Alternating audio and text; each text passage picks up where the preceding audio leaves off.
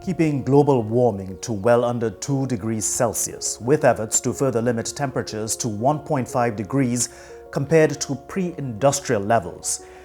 These are among the goals of the Paris Agreement.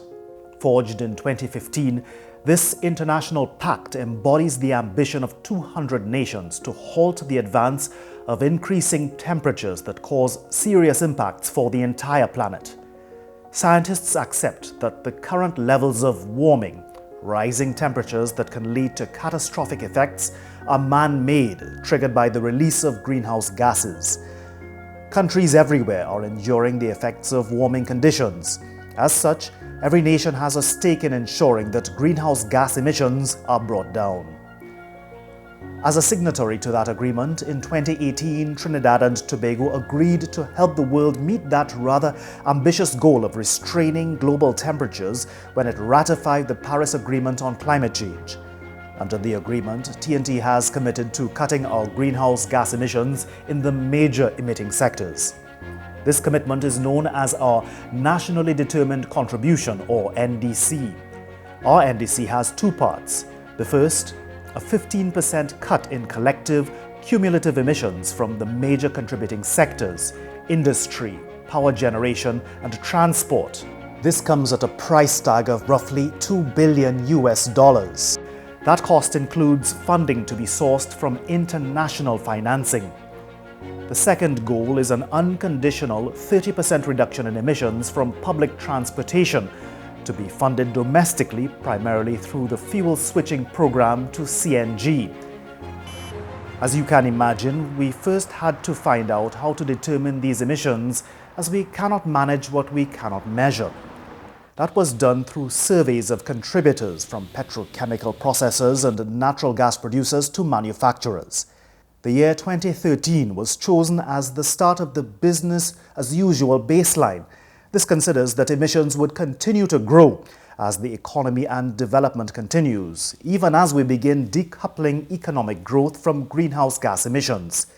So all cuts are measured against emissions estimated relative to the business as usual baseline.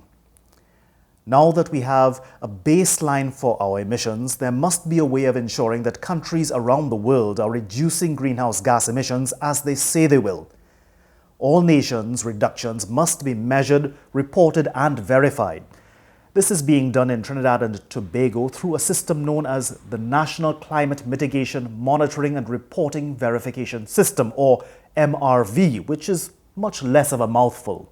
In TNT, the MRV is a structural mechanism to keep us on track with our Paris Agreement climate commitments and is expected to be fully formalized in the legal framework to make emissions reporting mandatory. So how will this accountability mechanism work once fully formalized? Well, at the top of the organizational chart is the MRV coordinating body, the ministry with responsibility for climate change, currently the Ministry of Planning and Development, which also oversees the work of the Environmental Management Authority, or EMA. The EMA hosts the Knowledge Management System database, which is the backbone or data repository of the MRV system. It's where all the crucial information is stored. The authority gathers reports on emissions from all emitters across multiple sectors, including power generation, air, sea and road transportation, industrial processes, agriculture and waste management. Every emitter must submit information about its progress, or lack thereof, towards reducing greenhouse gas emissions.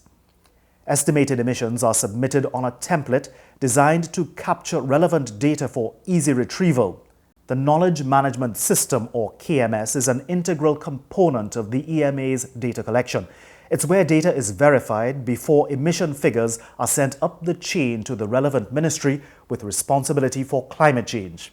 From there, the ministry's climate experts compile that data into reports that go to the United Nations Framework Convention on Climate Change and the Paris Agreement's monitoring body. And that is how the reporting loop is made complete. TNT has several international reporting commitments that must be fulfilled every 2 years under the Paris Agreement. In time, the MRV system will be enhanced to track climate resilience and adaptation efforts by incorporating new reporting requirements under the Paris Agreement.